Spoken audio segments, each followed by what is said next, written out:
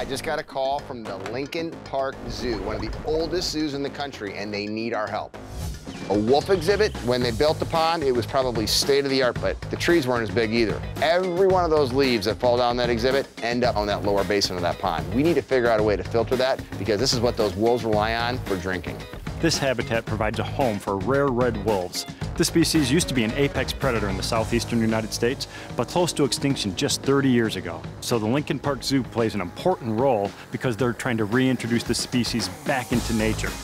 So we like the aesthetics of our pool, but the functionality could use some improvement. We're hoping that you can kind of rework it for us and make it easier for us to service and clean. Absolutely. That's what we do.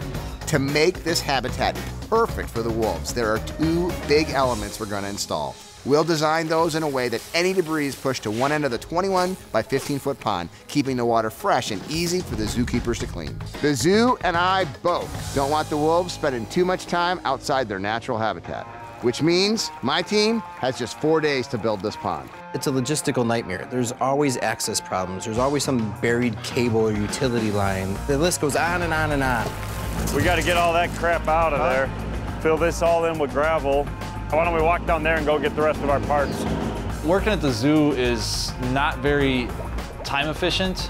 Everything is spread out. Our liner is in one spot. We've got our gravel in another area. I think we got to step it up a little bit. I mean, even having to get the gravel's a chore. Let's run.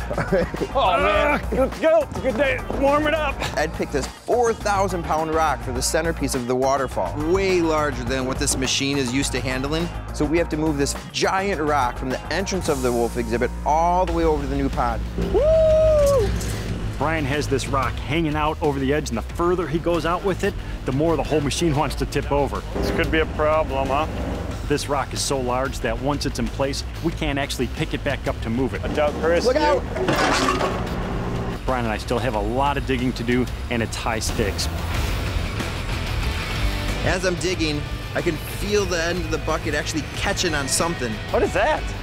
If this is what I think it is, I could cut the power to the zoo and all their communication lines. Instantaneously, I'm like, oh my gosh, what am I gonna do? Yeah, I think this is an old line. I mean, this, I guarantee it's like a burial ground of stuff. The pond is close. We're filling in the rest of the skimmer area with gravel and rock. Lower it down a little bit.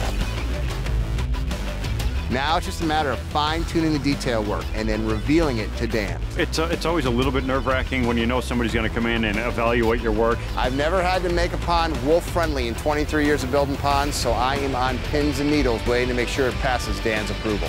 So I can't wait to see how this new space serves your guys' needs. This is absolutely what we were hoping to accomplish here. Actually more, this is fantastic.